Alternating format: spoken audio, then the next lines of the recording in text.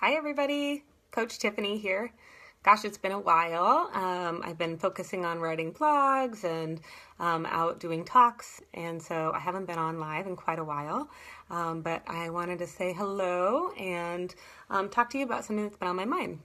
So I went to the MOB conference this last weekend. I actually was one of the breakout session speakers, and I also got to attend the rest of the conference. So the thing that really hit me the hardest this time was this idea of what are you open to receiving? And that was something that Carol Parker Walsh, who's an awesome speaker, said. You know, she's an image consultant, and she's she's just got a lot of style, and she's a very classy lady. And she also talks about kind of empowerment and deserve, and that piece really spoke to me. So so this idea of, are you open to receiving, and that really hit me, like, how have I been really open to receiving? And I realized that in a lot of ways I haven't been. I think, especially women now, we tend to get caught up in, like, I got to make all this stuff happen, and I have to do it, and I can do it all. And, we carry all the bags at once, and we got the baby on the hip and the bags. And, people sometimes will offer to open the door or something. We're like, oh, I got it. Well, it's not that we can't do it. It's that, being open to receiving allows, for connection as well. And it allows to replenish some of what we're pouring out. So anyway, I'm kind of connecting this in my brain to just even recognizing, like, when am I being offered a gift? And when I'm open to receiving, am I open to receiving from myself and from others? And where am I willing to be open to receiving? So a lot of times it catches me off guard because I'm kind of stuck in my own thinking. But one of the ways that I've recently become open to receiving is in food. So I have a lot of food intolerances. At some points in my life, I've had to do some pretty strict healing protocols. I try now to eat with more flexibility, and I make satisfaction a priority. That's something I've been writing in my blog. You're welcome to check it out. My website's coachtiffanyRN.com, and there's a blog tab. Anyway, so I've been writing about getting satisfaction in our food, and this idea of it being connected to being open to receiving just really has hit me hard this morning. So I've been thinking about this. How often are we open to someone cooking us a meal? And, that's a very, loving thing to do for someone. A lot of people had maybe like a grandmother in their life, or someone who would cook them meals that were really comforting and warm and nourishing and kind of filled with love, right? And how often are we open to receiving that same warmth or caring from ourselves? So that can be challenging, because if you have to invest the time, right, then it can feel sometimes like a chore. So one of the things that I've been talking with people about lately is how much more satisfying meals are when they come from other places. So how much more satisfying is a meal at a restaurant, or, when your grandmother cooks it for you, or basically when you don't have to put the work in. So there are some tools or some tricks that I like to use. A lot of times I'll go to like New Seasons or Whole Foods for their hot bar or salad bar, and just have a meal that way that I don't have to stress about. But I also have used a meal prep friend in the past. So either get together with a friend and we do meal prep together, and then somebody popped on. Hi there. I'm talking about are you open to receiving, and how receiving food is one of the ways that we can feel really nourished and enjoy more receiving. So anyway, the idea is that, it can be a lot more satisfying to eat meals that are prepared by someone else. We don't always have someone that can do that for us regularly. So this is a way that we can sometimes invest in ourselves by purchasing that service. So I had a friend who was somebody in the neighborhood that I actually hired to come in and help me with meal prep.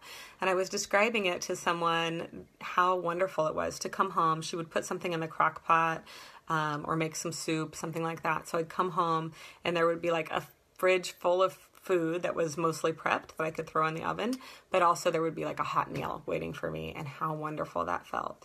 And it actually ended up being really cost effective because it really cost about what it would cost me to take my family out to dinner or a couple of meals, just me and my husband.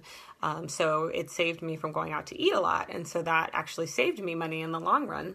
I also wasn't wasting any of the food that I got from, the grocery store, because it was all being prepared enough that I could make it. It was quick and easy. So I could make it, in just a few minutes. So I wasn't likely to just let it rot in the fridge, right? And unfortunately, she had her own business that took off. And so she, was so busy with that she had to quit working with me. But I discovered a meal delivery service, No Mess Chef, that I recently started using pretty consistently. And their food is tasty, and I swear it's, it's really healthy, and I swear that it's that much more satisfying that it just is delivered to my home for me, and all I have to do is warm it up. So that's a way that I've been open to receiving. It's also, it's pretty cost effective as well if you consider the money that you'd spend on groceries and the time and the, all the food prep that you'd have to do. They have like paleo options and vegetarian options. So I'm going to be writing about this in my blog this week. They're a local family and they're great people. So I really enjoy supporting them. They've agreed because I'm trying to help spread the word to give my readers a discount. So be sure to watch out for my blog so that you can try out their service yourself and get a good deal on it. But, it's just this idea of like, I'm open to receiving quality, nourishing food and not having to be the one to put all the work into it. And there's definitely still times that I, prepare food for myself and my family, but having those meals available as a supplement has been huge for me. So one of the things I've been talking about more and more is having access to quality, healthy, nourishing meals at your fingertips and how critical it is. So whether you choose to invest time and do the meal prep yourself, and, make sure that you're really consistent and you have all that food in the fridge ready to go for the week. Or if you're, willing to invest some money and do like the meal delivery service, having access to that food is huge. It helps us make sure we're getting in regular nourishment and we're not as likely to break into that cycle of like not eating enough and then just like binge eating all of the chips in the house, right? So making sure that we have that consistent food available. And I'm amazed at how many people don't have that available. We make our kids lunches for school and we tell ourselves, I need to make dinner. But a lot of times we end up just getting something quick and easy that isn't really nourishing. And it's also not very satisfying. And I think about the idea of kind of receiving that. Are you open to receiving? And, that's not a very good gift to receive, right? So another level of being open to receiving is, am I open to investing in myself enough that I can receive really quality food and quality nourishment. So anyways, it's kind of a new concept for me. Well, not new. It's kind of a concept that's blooming in my brain, right? So realizing that I tend to not be open to receiving and making that connection between food.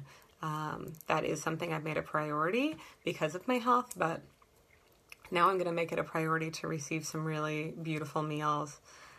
For example, the other day when I was at the Mob conference, it was wonderful. I had a great time with the ladies and, I felt like we were all really engaged and able to really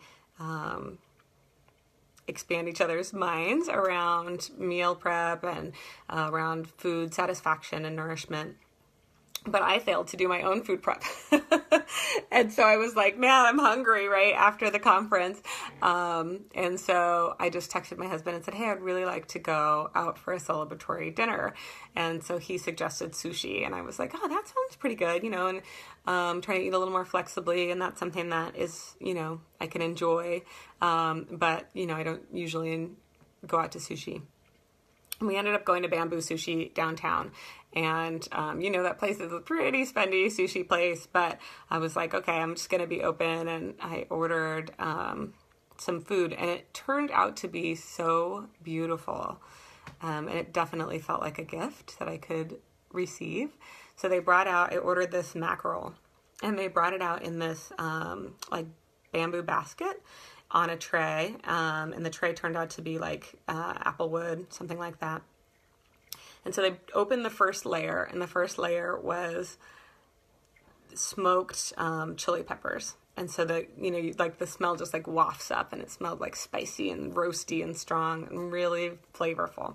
So they took that part off, and then the next one was the mackerel. And so this mackerel with this like roasted mustard seed on top, and kind of infused with that pepper. So it smelled kind of spicy. And then they took that piece off and showed me underneath was like some smoking hickory bark. It was just this like amazing little package. And then they put the mackerel back on top of the smoking bark. And I tasted it, and it was, just perfectly tender and spicy and flavorful. Super good. And then they brought out the sushi roll, and I had ordered the kimono sushi roll minus the mayonnaise. They had some aioli on the crab. So it was like sushi with crab and cucumber. So it was like crunchy and then tender. And then on top of that was some salmon. And then on top of that was actually pickled apples. Oh my gosh, it was beautiful. Oh, and then on top of that was a little piece of sage, like a little sage leaf. And I barely wanted to even dip it in the soy sauce because it was so beautiful and so flavorful. I had never tried pickled apples before, but it is delicious. So you'll be seeing in my recipes coming out, there's definitely going to be some pickled apples in there. And you can easily make it at home with just some vinegar. And I looked it up. You put the apples in some vinegar for a short time. I think it's like an hour. And then, it would go fantastically with crab or with salmon, some of the fresh fish that we get to have in the summertime. And then again with like the crunchy cucumber. So I'm going to be looking to see what I can find to kind of duplicate that. But it was just a beautiful day and a beautiful way to celebrate and a way to be open to receiving. And it was wonderful. So I'm going to be bringing that into my thoughts this week, and definitely the next time I get my meal delivery, I'm going to be thankful and feel grateful for this concept of receiving. So I hope that this has given you some food for thought. And if you'd like to follow me, just like my page and follow me, or if you are interested in reading those blogs and getting some special reader discounts, those are up on my website, again, at www.coachtiffanyrn.com, and it's the blog tab. All right, guys, thanks for hopping on. Have a great day.